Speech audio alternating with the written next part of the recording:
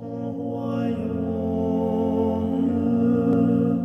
Souviens-toi de nous, Seigneur, quand tu entreras dans ton royaume. Saint Cyril de Jérusalem, seconde catéchèse sur la pénitence ou la rémission des péchés. Le péché est quelque chose d'affreux, la maladie de l'âme la plus cruelle. C'est l'iniquité. Elle lui ôte toutes ses forces, elle lui coupe les nerfs, elle la prépare pour le feu éternel. Le mal vient de nous-mêmes, de notre propre choix. C'est le fruit de notre propre volonté. C'est en raison de cette libre et franche volonté de l'homme que le prophète a dit quelque part « Je t'ai planté comme une vigne, toute de bons plants, qui devait être fertile, et comment t'es-tu dénaturé et changé en amertume? Comment ne la reconnais-je pas? Le plant était bon, et le fruit est mauvais. C'est d'elle-même qu'elle s'est perdue.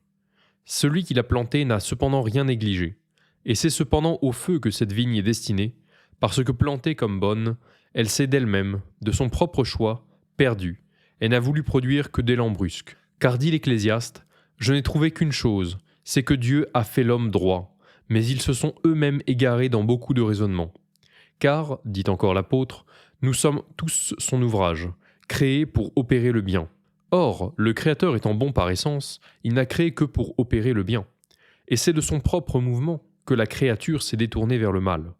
Le péché est donc, comme nous l'avons dit, un grand mal. Mais heureusement, il n'est pas sans remède. Il l'est pour celui qui s'y complaît, mais d'une guérison facile pour celui qui veut le secouer par la voie de la pénitence. Supposons que quelqu'un porte du feu sur sa main.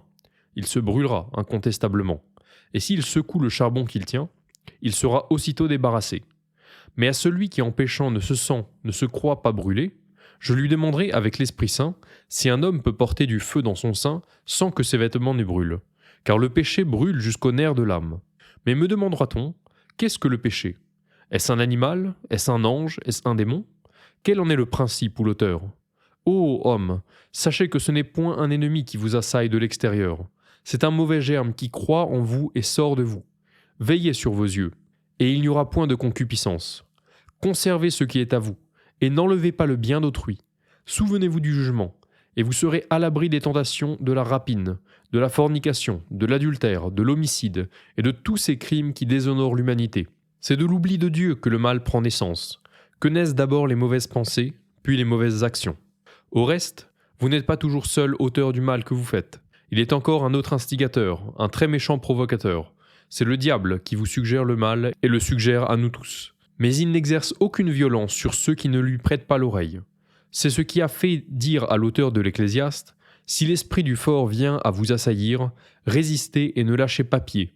Fermez votre porte, chassez-le loin de vous, et il ne vous nuira pas. Mais si vous laissez avec insouciance surgir dans votre cœur les pensées de concupiscence, le diable, en adroit observateur, ne manquera pas de les y implanter, de leur faire prendre racine, d'enchaîner votre cœur et de l'entraîner dans la fosse de perdition. Mais, direz-vous peut-être, j'ai la foi. Un mauvais désir ne prévaudra pas sur moi, quelques fréquents accès que je lui donne dans mon cœur. Quoi? Ignorez-vous donc qu'une racine longtemps fixée sur un rocher finit souvent par le fendre? Gardez-vous d'admettre dans votre cœur la semence des mauvaises pensées. Elle fera sauter en éclats votre foi. N'attendez pas qu'elle fleurisse pour l'arracher. Si vous ne vous y prenez pas de bonne heure, il vous faudra recourir au feu et à la hache. Croyez-moi, hâtez-vous de vous guérir du plus léger mal Dieu, de peur qu'une complète cécité ne vous force à recourir au médecin. Le premier auteur du péché, c'est le diable. C'est le père de tous les maux. Ce n'est pas moi qui le dis, c'est le Seigneur par la bouche de l'apôtre bien-aimé. Le diable a péché dès le principe. Personne, avant lui, n'avait enfreint la loi de Dieu. Il pécha, non pas contraint par une nécessité de nature, car ce serait sur son Créateur que la cause en retomberait, mais il fut créé bon, et il ne devint diable, c'est-à-dire le calomniateur, que par sa propre volonté. Et c'est de là qu'est venu son nom. Il était archange, et il devint le calomniateur. Il était d'abord bon ministre et fidèle exécuteur des volontés de son Dieu, il se révolta contre lui, de là son nom, de Satan, qui signifie adversaire. Ce n'est pas moi qui suis l'auteur ou l'inventeur de ces documents, mais je le tiens d'Ézéchiel, prophète inspiré de Dieu lui-même, car déplorant la chute de cet ange, il s'écrie « Tu étais le sceau de la ressemblance de Dieu, tu étais la couronne de la beauté, tu as pris naissance au milieu des joies du paradis, tu as été engendré sans défaut le jour de la création, tu fus parfait dans tes voies jusqu'au jour où l'iniquité fut trouvée en toi.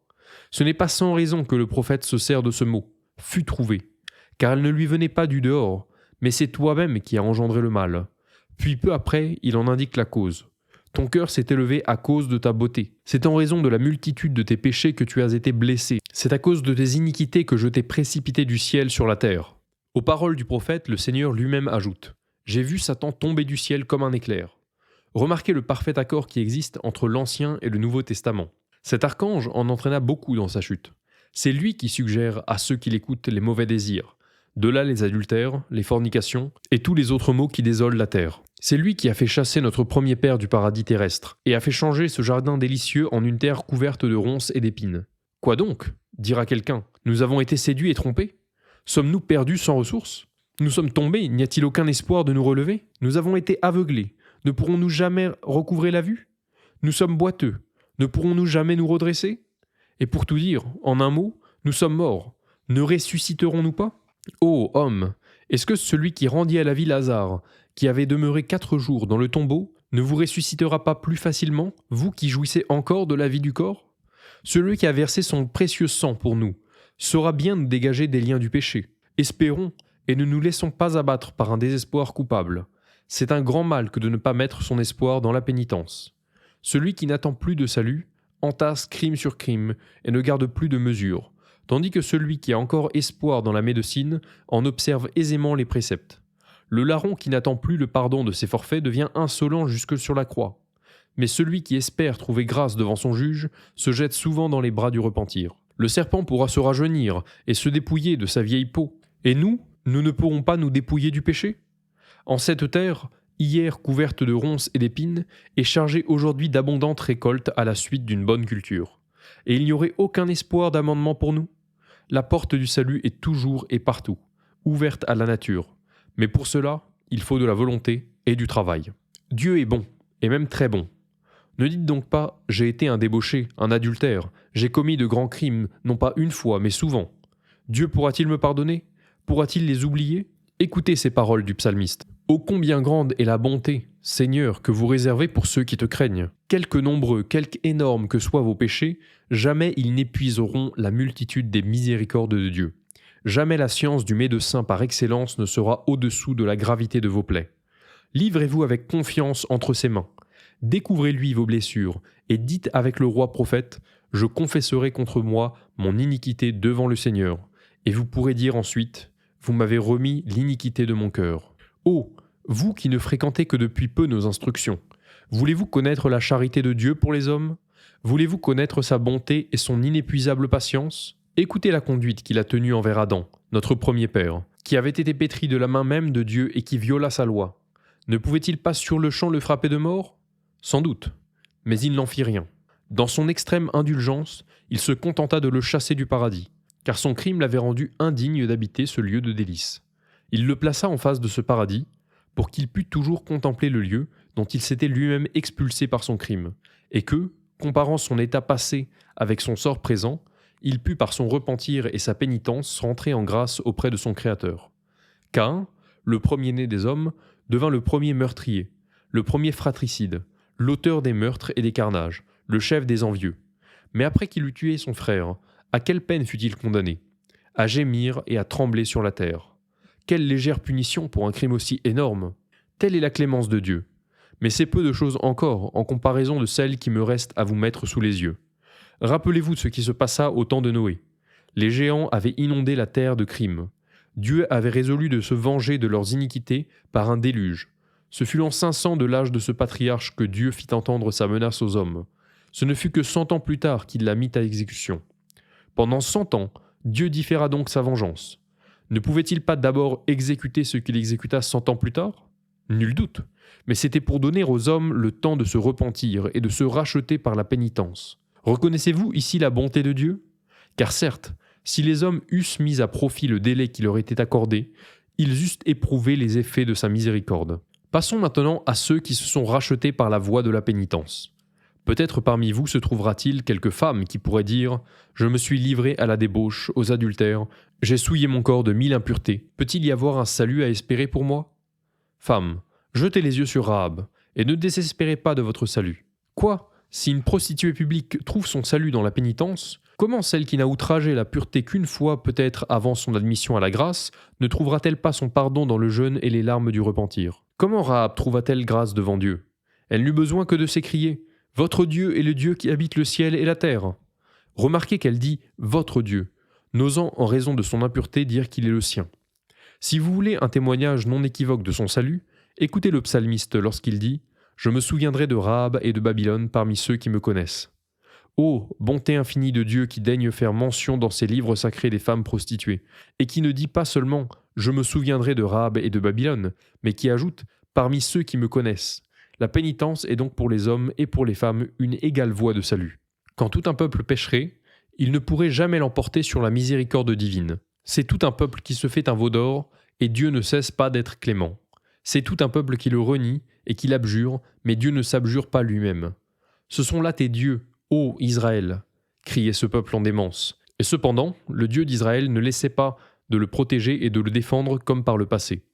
Ce ne fut pas seulement le peuple qui pécha, mais encore le grand prêtre Aaron, car Moïse dit « Et la colère de Dieu se manifesta sur Aaron. J'intercéderai pour lui, et le Seigneur lui pardonnera. » Si Dieu se laisse fléchir à la prière de Moïse en faveur d'Aaron coupable, comment sera-t-il inexorable aux prières de Jésus-Christ, son Fils unique pour nous? Le crime d'Aaron n'empêcha pas Dieu de l'élever au souverain sacerdoce, et il vous refuserait, à vous venant du milieu des nations, la grâce d'entrer dans la voie du salut? Courage, faites donc aussi pénitence, et la grâce ne vous sera pas refusée. Menez ensuite une vie irréprochable, car Dieu aime réellement les hommes, et il n'est donné à personne de narrer dans toute leur étendue ses miséricordes infinies. Et quand toutes les voix du genre humain se réuniraient en un concert, elles suffiraient à peine pour raconter une partie de ses bienfaits. Je dis une partie de ses bienfaits consignés dans les livres saints. Car nous ne connaissons pas tout ce qu'il a été pardonné aux anges, car il ne cesse de leur pardonner, puisqu'il n'y a que Jésus seul qui soit impeccable, Jésus qui est venu pour expier nos péchés. Ce que nous venons de dire sur les anges vous suffit. Mais si vous voulez connaître encore plus en détail les miséricordes de Dieu envers nous, jetez les yeux sur le saint roi David. Il vous donnera un grand exemple de pénitence après avoir été un grand pécheur. Vous savez que se promenant dans l'après-midi sur la terrasse de son palais, il aperçut une femme qui fut pour lui une occasion d'une de ses faiblesses humaines. Son péché fut consommé, mais le sentiment de son crime ne fut pas éteint dans son cœur. À la voix du prophète Nathan, qui fut tout à la fois son censeur et son médecin, sa conscience se réveilla. « Vous avez péché, lui dit le prophète, et le Seigneur est irrité. » C'était un sujet qui parlait ainsi à son roi. Tout autre sous la pourpre royale eût été indigné d'une telle audace. Mais non, le roi confus de son crime ne vit pas celui qui lui parlait, mais celui au nom duquel il parlait.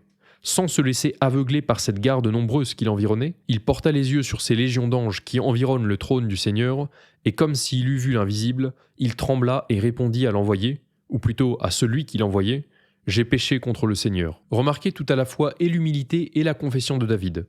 Aucun témoin n'avait déposé contre lui. Il n'avait eu aucun complice. Le fait s'était passé rapidement, et le voilà déjà en face du prophète accusateur.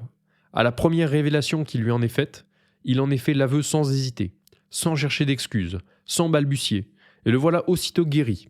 Le prophète qui avait d'abord usé de menaces lui dit sur le champ « Le Seigneur a transporté votre péché ». Voyez la promptitude avec laquelle la colère de Dieu se laisse désarmer. C'est cependant lui qui a dit « Vous avez soulevé des ennemis au Seigneur contre vous, car vous aviez sur les bras beaucoup d'ennemis pour la cause de la justice, mais votre chasteté vous en garantissait. Maintenant que vous avez vous-même abattu ce principal boulevard, vous avez autour de vous des ennemis prêts à vous assaillir. » C'est ainsi qu'il le consola. Mais le saint roi, quoiqu'il eût entendu cette consolante parole, « Le Seigneur a transporté votre péché », ne laissa pas de se livrer aux exercices de la pénitence. On le vit échanger le pourpre royal contre le sac, le trône d'or contre la terre et la poussière. La cendre ne lui servait pas seulement de siège, mais encore de nourriture. Comme il le dit lui-même, « Parce que je mangeais la cendre comme du pain. » Ses yeux se changèrent en deux sources abondantes de larmes. « Je me suis fatigué, dit-il, à force de gémir. Toutes les nuits, je mouillerai ma couche, j'arroserai mon lit de mes pleurs. » C'est en vain que les grands de la nation le conjurent de prendre un peu de nourriture. Il ne poussera pas moins la rigueur de son jeûne jusqu'au 7e jour. Je vous le demande, si sous la pourpre royale, vous trouvez un si grand exemple d'aveu et de pénitence, comment vous, homme de condition médiocre, hésiterez-vous à marcher sur ses pas? Dans la suite, son fils Absalom prit les armes contre lui. Plusieurs chemins lui étaient ouverts pour échapper à la poursuite de ce fils dénaturé. Il prit celui du mont des Oliviers. comme s'il eût eu présent dans son esprit notre divin libérateur, qui devait un jour, du haut de cette montagne, s'élever dans le ciel. Et lorsque dans sa suite Séméi le chargeait de malédiction, il dit à ceux qui l'accompagnaient « Laissez-le aller, parce qu'il savait que celui qui pardonne sera pardonné. » Vous voyez les heureux effets de la confession et le salut qui est attaché à la pénitence. Salomon était aussi tombé. Mais que dit-il ? « Enfin, j'ai fait pénitence. » Achab, roi de Samarie, avait déserté le Dieu d'Israël pour se livrer au culte des idoles. Il était tombé dans les plus étranges excès de tous les vices. Il avait massacré les prophètes. Il avait dépouillé le pauvre de ses biens. Il avait fait périr Naboth par le conseil de Jézabel. Mais à peine eut-il entendu les menaces du Seigneur par la bouche du prophète Élie, qu'il déchira ses vêtements et se couvrit du sac de la pénitence. Que dit alors le Seigneur à Élie ? « Tu as vu comment Achab s'est humilié devant moi ?» Puis, comme pour avertir le prophète de modérer l'ardeur de son zèle et de prendre pitié de ce roi pénitent, il ajoute « Je ne lui ferai pas de mal tant qu'il vivra, et quoiqu'il n'ignora pas que malgré son pardon, il retomberait dans ses iniquités premières, il tint sa parole pour nous montrer que c'était à ce moment de pénitence qu'était attaché son pardon, car il est de l'équité d'un juge de proportionner sa sentence à chaque délit en particulier. » Jéroboam avait donné l'ordre d'arrêter le prophète qui lui avait reproché ses iniquités. Dieu le frappa au moment où il brûlait l'encens devant ses idoles, et sa main droite fut desséchée. Alors, connaissant par expérience la puissance de l'homme qui était devant lui, il lui dit « Priez votre Dieu pour moi. » Et pour cette seule parole, l'usage de sa main lui fut rendu. Quoi ? Si un prophète a guéri Jéroboam, Jésus-Christ ne pourra pas vous guérir de la lèpre du péché ? Manassès fut aussi un de ces rois fameux par leurs iniquités. C'est lui qui fut scié le prophète Isaïe, et qui se souilla de tout ce que l'idolâtrie a de plus infâme et de plus impur. C'est lui qui arrosa Jérusalem du sang des innocents. Il fut traîné en captivité à Babylone. Le poids des malheurs lui fit courber la tête sous le joug du Seigneur, et le ramena dans la voie de la pénitence. Car dit l'Écriture, il s'humilia devant le Seigneur qui écouta les vœux d'un pécheur pénitent, et le ramena dans son royaume. Si la pénitence a délivré des rigueurs de la justice divine celui qui avait fait scier le prophète, que ne devez-vous pas en espérer, vous qui n'avez pas d'aussi grand forfait à vous reprocher ? Prenez garde de révoquer en doute l'efficacité de la pénitence. Voulez-vous savoir quelle est sa vertu ? Sa puissance pour désarmer Dieu, irrité contre vous, et surtout combien est salutaire la confession ? Apprenez que c'est à la confession que Ézéchias fut redevable de l'extermination de l'armée de Sennachérib, c'est-à-dire de 185 000 hommes. Voilà qui est prodigieux, mais c'est encore peu de choses à côté de ce qui me reste à vous dire. Ce même roi fera par son repentir révoquer un arrêt de la divinité déjà porté contre lui. Il était malade. Le prophète Isaïe était venu lui signifier son arrêt de mort en ces termes. « Mettez ordre à votre maison, car votre fin est proche, et vous allez mourir. » À la voix d'un prophète tel que Isaïe, sur un arrêt aussi précis, « Vous allez mourir », quel espoir, humainement parlant, pouvait encore rester à Ézéchias ? Aucun. Cependant, il ne désespéra pas. Il se rappela ce qui est décrit. « Lorsque votre conversion sera accompagnée de gémissements, alors vous serez sauvés. » Et il se jeta dans les bras de la miséricorde divine. Puis se tournant vers le mur, et levant son âme vers Dieu, car l'épaisseur des murs n'arrête pas dans sa course une prière fervente, il lui dit « Seigneur, souvenez-vous de moi. Un souvenir de votre part me rendra la vie. Vous n'êtes pas assujetti au temps. C'est vous qui êtes le maître de la vie. Non, ce n'est pas sur la nativité, sur la conjonction des astres, comme le rêvent quelques-uns, que repose notre vie. Mais c'est vous qui en fixez souverainement la durée. » Cette fervente prière fut exaucée, et 15 années furent ajoutées à une vie dont le fil allait être coupé d'après la sentence sortie de la bouche du prophète. Et le soleil rétrograda dans sa course pour garantie de cette nouvelle promesse. Le soleil recula en faveur d'Ézéchias, mais à la mort de Jésus-Christ, il ne recula pas, car il s'éclipsa. Dieu voulant par là montrer la différence qui existait entre Ézéchias et Jésus-Christ. Or, je vous le demande, si Ézéchias a pu faire révoquer le décret de Dieu, Jésus-Christ ne pourra-t-il pas vous accorder le pardon de vos péchés ? Travaillez donc à votre conversion. Gémissez sur vous-même. Fermez sur vous les portes. Priez. Demandez la rémission de vos péchés, pour que le Seigneur détourne de dessus de vous les flammes des passions qui vous dévorent. Car la confession peut éteindre les feux les plus ardents, comme elle peut apprivoiser les lions les plus féroces. Si vous pouviez encore douter de son efficacité, j'en appellerai aussitôt au témoignage d'Ananie et de ses compagnons. Quelle fontaine, quel torrent d'eau eût-il fallu pour éteindre une fournaise dont la flamme s'élevait à plus de 49 coudées ? La foi seule suffit. À peine la flamme eut-elle pris son essor que la foi d'Ananie et de ses compagnons comme un fleuve l'abattit. Ils n'eurent recours qu'à ces mots. « Vous êtes juste. Seigneur, dans toute votre conduite à notre égard, nous avons péché, nous nous sommes couverts d'iniquité. » Et le repentir éteignit aussitôt les flammes. Douterez-vous maintenant que la pénitence puisse éteindre les feux de l'enfer? Que l'histoire d'Ananie et de ses compagnons ranime votre confiance? Mais dira un de ces esprits subtils: Dieu les délivra parce qu'ils étaient justes. C'est parce qu'ils avaient refusé de fléchir les genoux devant les idoles que Dieu opéra en leur faveur ce prodige de toute puissance. C'est en effet vrai, mais passons à un autre exemple de l'efficacité de la pénitence. Que pensez-vous de Nabuchodonosor? L'Écriture ne vous a-t-elle pas appris que c'était un être féroce, sanguinaire, un tigre sous une figure humaine? Vous rappelez-vous qu'il avait profané les tombeaux des rois, jeté leurs cendres au vent, traîné le peuple juif en captivité, fait égorger les enfants de Sédécias en présence de leur père, crevé les yeux à ce père infortuné et fait briser les chérubins? Je ne parle pas des chérubins, de ces esprits que nous ne concevons que par la pensée, loin de vous une pareille idée. Je parle des chérubins sculptés, je parle du propitiatoire, où Dieu rendait ses oracles. Vous rappelez-vous qu'il avait foulé aux pieds le voile du temple, qu'il avait consacré l'encensoir du grand prêtre au service de ses idoles, qu'il avait dépouillé le temple de toutes ses offrandes, enfin qu'il l'avait brûlé et ruiné de fond en comble? De quel châtiment tant de forfaits n'était-il pas digne?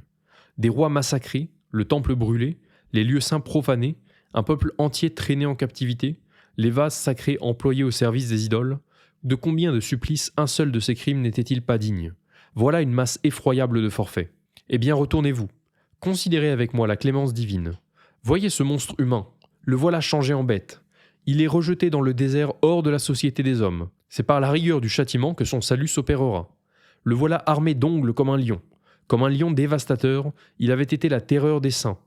Le voilà couvert de la crinière du plus terrible des animaux, car il avait été un lion, ravisseur et rugissant. Le voilà comme un bœuf, mangeant du foin, parce que, comme ces stupides animaux, il avait méconnu celui de qui il tenait l'empire.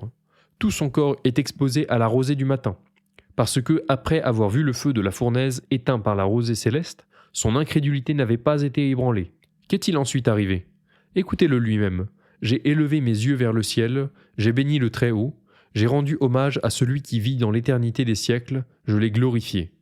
Cet hommage rendu à l'Éternel, sa reconnaissance envers Dieu l'amena à un repentir sincère des crimes dont il s'était souillé.